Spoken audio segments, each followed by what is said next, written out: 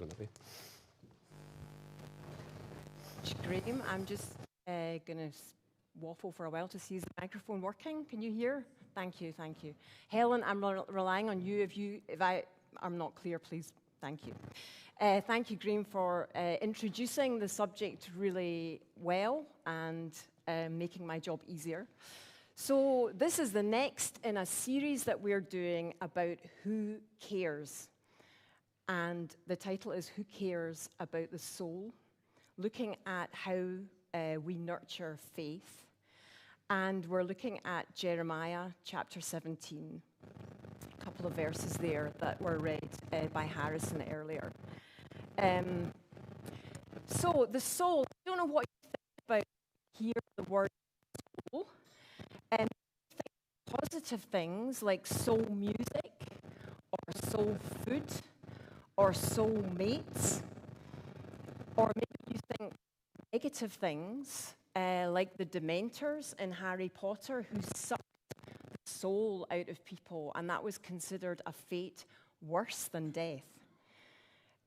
Or the phrase, someone has got no soul.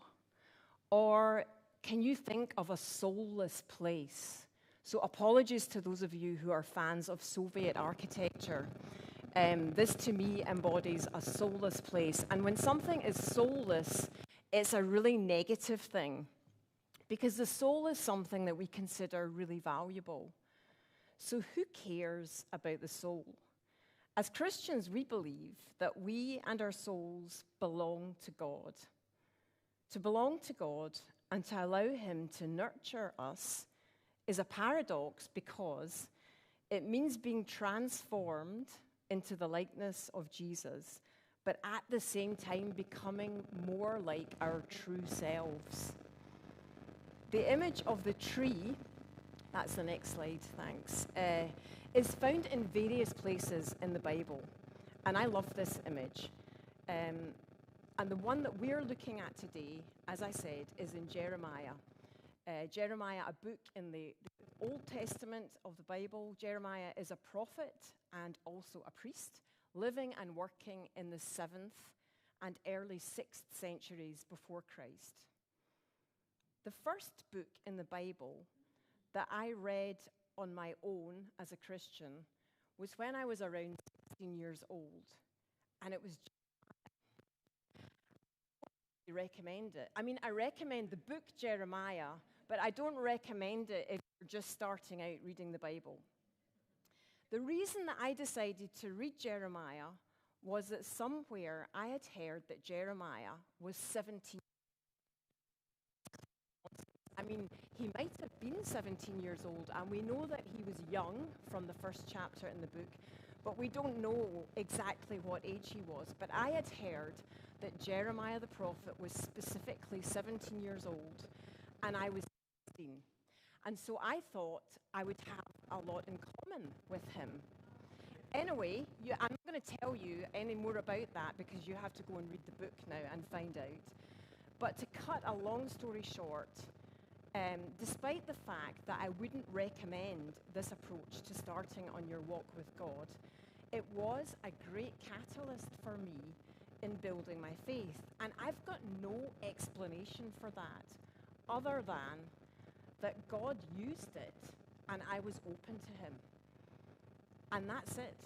And I think that's my starting point in talking about helping or nurturing our spiritual growth. So the passage, which is going to go up now, I'm just going to read that quickly again. Blessed is the one who trusts in the Lord, whose confidence is in Him. They will be like a tree planted by the water that sends out its roots by the stream. It doesn't fear when the heat comes. Its leaves are always green. It has no worries in a year of drought and never fails to bear fruit. So we see from this that the tree is planted, and sure, it sends out its roots, but it hasn't planted itself. God is already there, and God did the planting, because God is always the initiator. Because human relationships are mostly about give and take for us, we are completely unprepared for God and his unilateral generosity. God really does all the giving, and we do all the receiving. So our spiritual growth is not about our ability to reach God or to carry out lots of spiritual disciplines. The text says, "Blessed is the one who trusts in the Lord." And there's a basic choice there. I can trust in the Lord, or I can try and do all this in my own strength. And I always remember the old adage that the main difference between God and myself is that God never thinks that he's Fiona. There's a response from us. We send out our roots, and that's the next picture. There's a nice picture of a tree sending out its roots. We don't do nothing. We send out our roots, and we're going to think about that a little bit later. But the tree image sums up a theme that runs through the whole story of the Bible. In the beginning, in Genesis, we have God breathing life into the people that he's made, and then walking with them in the garden. In the Gospels, Jesus says, "Whoever drinks of the water that I will give him will never be thirsty again. The water that I give him will become in him a spring of water welling up to eternal life." And then later he promises his disciples the Holy Spirit, who lives with us and in us. So we already have God's Spirit in us. We don't have to persuade him to turn up or do lots of stuff to earn the right to spend time with him. He's already there. The disciples' job was to follow Jesus, and that's our job too. Nurturing our faith really means nurturing that relationship, following him in the circumstances that we find ourselves in and as the people that we are. So what does sending out roots look like? Well, we're transformed by being in the presence of God, so we want to create spaces where we can intentionally be with him and listen to him. And that can take many different forms. For example, Christians, as Graham was saying, have been given prayer and God's word. So we put a high value on these as means through which God can communicate with us. And we communicate with each other, and that relationship is built. But how exactly we use them is not really the point. Practices are catalysts which lead to deepening our relationship with God. And that's the point. Through chats and emails that I've had with some of you over the past couple of weeks, I've been hearing about the kinds of ways that you all have grown your faith in your lives. And it was interesting to find the patterns there. So there's a word cloud up now with lots of words on it, of the kinds of things that you've said have helped you in your lives. Some of them probably not a surprise. But there were some things that were like way more important than other things. Far above anything else was other people. And that was in the form of maybe the example of other people or mentors or friends. That was really important. Small groups, all kinds of different small groups of Christians or people meeting together. Prayer triplets or prayer partners, that kind of thing. That was huge. Another thing was the Bible, but it was interesting. There were different ways in how people were accessing the Bible and hearing from God through that. Some of the things that people are using now were the Lectio app, the Nikki and Pippa Gumbel Bible in a Year, the Center for Action and Contemplation, the daily meditations they send out, and lots of different podcasts and apps. I want to just say a wee plug for Jamie and Karen because they have very good information about resources, particularly for young people, on apps and other ways that you can access the Bible. And Jenna's not here today, but young Jenna has got, I think, 19 Bible apps.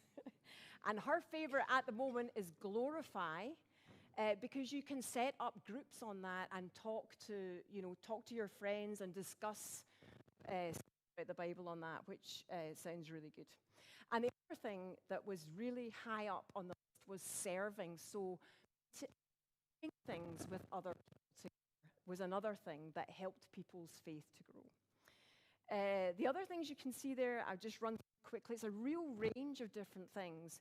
Taking communion, journaling, music, poetry, and art, church, worship, rest, fasting, accountability, nature, meditation, contemplation, spiritual accompaniment, silence, conferences, camps, retreats, lots and lots of things.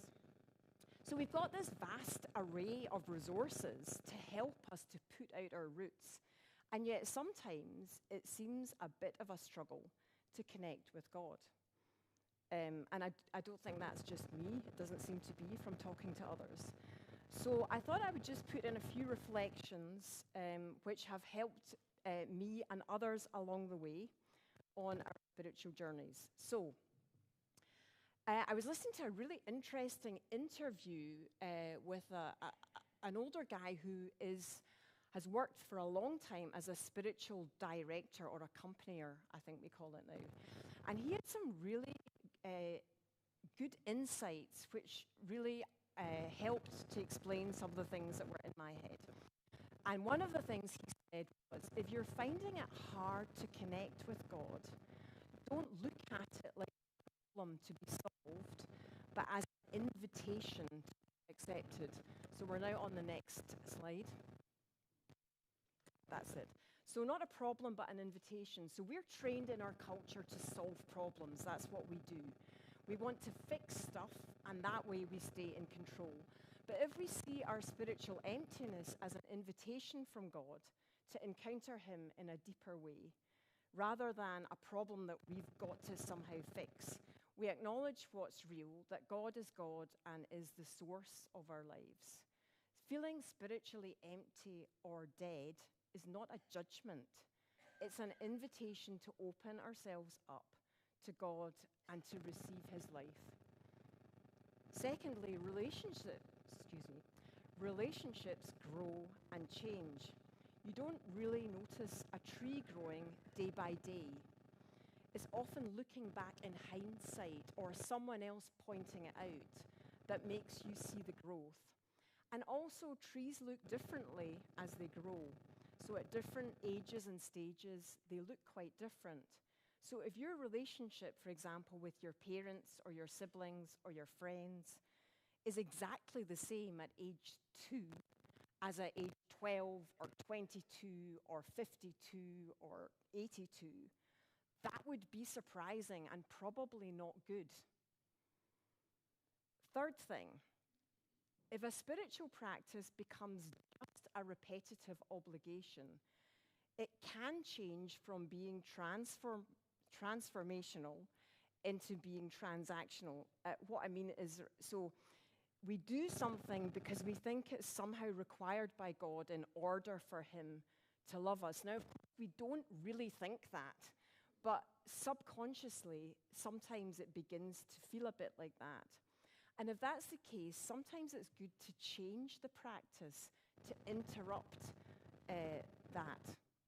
When I was much younger, the gold standard for Bible reading was using something called the Robert Murray McChain Bible in a year reading something or other. This was like in pre-app analog days, and it was a bit of paper with just lists on it. And I did that for years, and that served me really well. It served me really well, but at some point, it became like a weight round my neck. And that's not because of something wrong with that tool. It's just because of where I was at. And I needed to do something different with reading. And conversely, in the last year or so, I've used an app called Centering Prayer, which uses a lot of silence and focuses down on words and phrases. And I've found 10 years ago, I would never have used that. I think, different people use different things at different stages, and that's okay. Which brings us to number 4, which is personality and circumstances. All trees don't look the same. Sorry if some of these are really obvious, but all trees don't look the same. And who we are as individuals will affect how we relate to other people and also to. And it's okay to be drawn more to some practices than to others. Are you very sociable or are you more reserved? Do you find it easier, to worship God like out in nature or sitting alone in your room or dancing in your kitchen or whatever it is? What are your circumstances that you're living in? What is your work pattern if you've got a job? Do you have children or other caring responsibilities? One of the most difficult periods for me in connecting with God was when I had young children, and I think that's the same for a lot of people because you don't have a lot of time then. And I remember a wiser, older person saying to me, you can speak to God while you're doing the ironing. And although my first response was, wow, you did ironing when you had small children. But once I got over that response, a lot of wisdom there that you can actually, speak and listen to God when you're just living your life. Other things like, do you live with physical or mental illness? Are you neurotypical or neurodiverse? It's okay to these things. Remember that we're following Jesus in the circumstances that we find ourselves in and as the people that we are. So really find what works for you and do that. The next thing is, it's easy to confuse head knowledge with spiritual growth. And head knowledge is really important. But head knowledge alone doesn't sustain your soul. God's love is not dependent on us thinking and believing all the right things. And next up is seasons of life. So this same spiritual director that I mentioned earlier said that when people came to him, so he'd done this job for a long time, and there were people of different ages coming at different stages of their spiritual lives. And he'd noticed a pattern in the questions that people had at different stages of life. So at the beginning, when it was maybe young people, their desire was, I really want to start out well. And I think that that's really a great thing, because I think when you're younger or at the start of your Christian life, you have an energy which is really special. And I think, really channel that, use that, seize the moment, and don't miss out. So I had an enhanced fear of missing out when I was young, and that worked really well to motivate me in my spiritual life. So if you have that, I would go suck the wisdom and life out of anyone who would give me the time of day. So I recommend that. So it's a generalization, you understand, but a lot of people who'd been had been Christians a long time, maybe been in Christian ministry for a long time, would come to this guy and say that what they are looking for is a safe place to talk honestly about their questions, maybe about disappointments of of the past, and fears possibly about the future. Research in the last 10 years has found that one of the reasons that people left church was because they didn't feel it was safe to ask questions there. Midlife is the classic time for taking stock and asking questions, but it's difficult and it's a frightening thing to do. I've had periods, certainly, which have felt like a faith crisis, and the things which have helped to turn that around have been having trusted and unshockable friends to speak to, good resources to read, and a place where I can ask questions, often a group where you can be honest.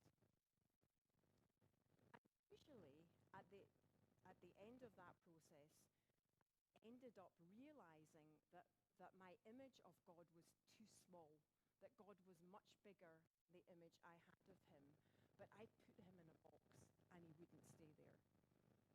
And the last cohort, let's say, was older people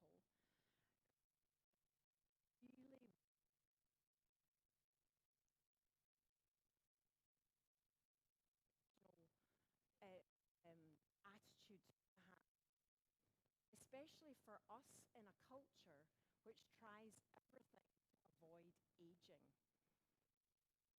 They speak not of people becoming,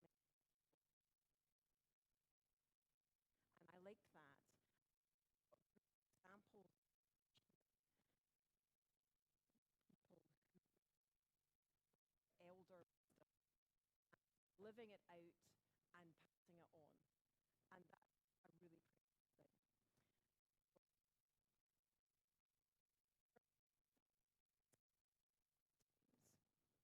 So, we all know that life doesn't always go according to our plan. Traumatic things like family breakups, bereavements, life-changing diagnoses, mental health challenges, heartbreaks, job losses, all kinds of stuff come to most of us at one time or another and bring extreme changes, extreme feelings. But to go back to my first point, these two can be invitations to engage with God, or even just to try and stay in the room with God. There are times when I've stamped out of but that's not the end of the story either. And in my experience, even a lackluster kind of depressed response is still a response. And if I don't feel any desire for God, I can ask for that. The asking for that is a response in itself. The next slide is that's right, is the tree in Jeremiah suffers from heat and drought, but stays green and bears fruit, not from willpower or trying harder, but because of the life flowing through it from the river that it's connected to. So, read the books which help you to put your phone down. That help off and go with God.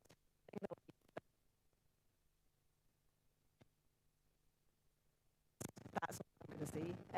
But by way of response, Sabina is going to sing to us now, and she's going to sing a song called Salt and Light. It's a song by Lauren Daigle, and it's not about us being salt and light, it's about God being salt and light in our lives.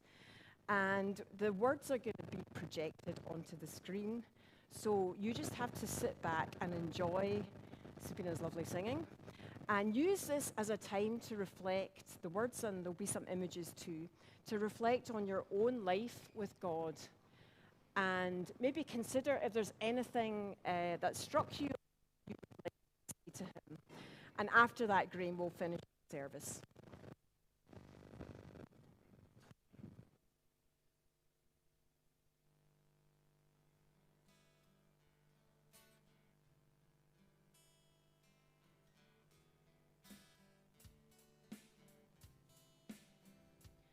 Oh, the beauty of the King.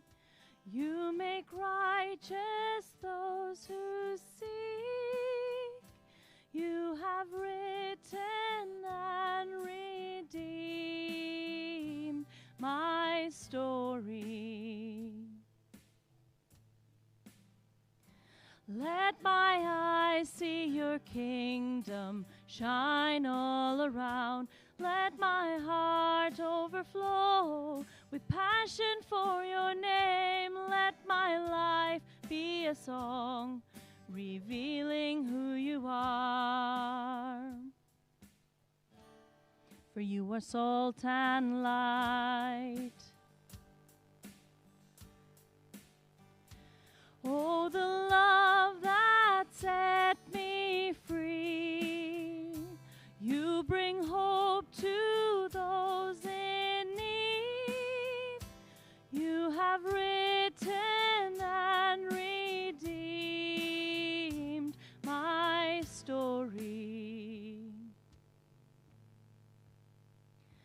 Let my eyes see your kingdom shine all around. Let my heart overflow with passion for your name. Let my life be a song revealing who you are. For you are salt and light, you are love's great height. You are deep and wide, a consuming fire. You are salt and light, you are love's great height. You are deep and wide, a consuming fire.